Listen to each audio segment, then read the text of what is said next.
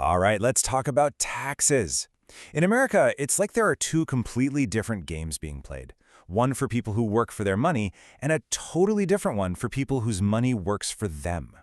So here's a question for you. Could you make $100,000 in a single year and pay absolutely nothing in federal tax? I know, it sounds crazy, right? Impossible even. But believe it or not, for some investors, that's exactly how the game is played. Okay, let's start with what most of us know, the worker's reality.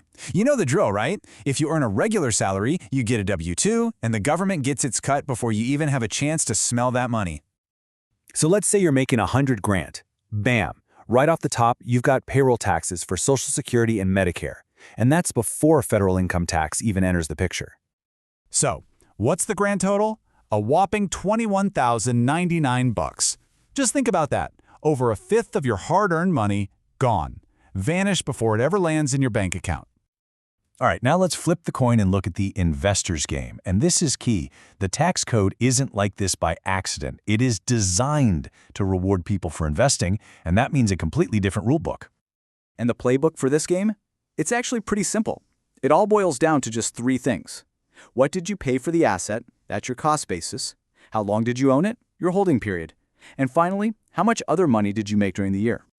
Okay, so how on earth does this lead to a $0 tax bill? Let's walk through a real-world example. Imagine years ago, you put $40,000 into an investment. You let it sit, and today it's worth $100,000.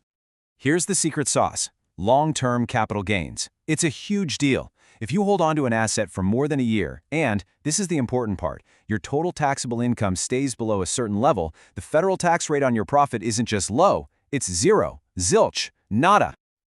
So that investor we just talked about, with their asset now worth $100,000, they can cash out and pay a grand total of $0 in federal tax.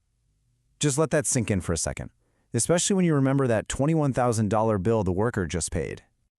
Now, you might be thinking this has to be some kind of loophole, right? Or maybe an accident in the tax code? No, not at all. The system is built to work exactly like this. It is 100% intentional.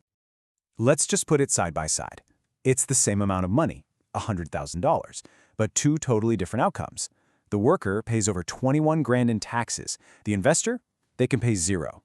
It's as simple and as shocking as that. And let's be crystal clear. This is how the system is designed. For workers, the tax man comes first, taking his slice right off the top. For investors, taxes are an afterthought.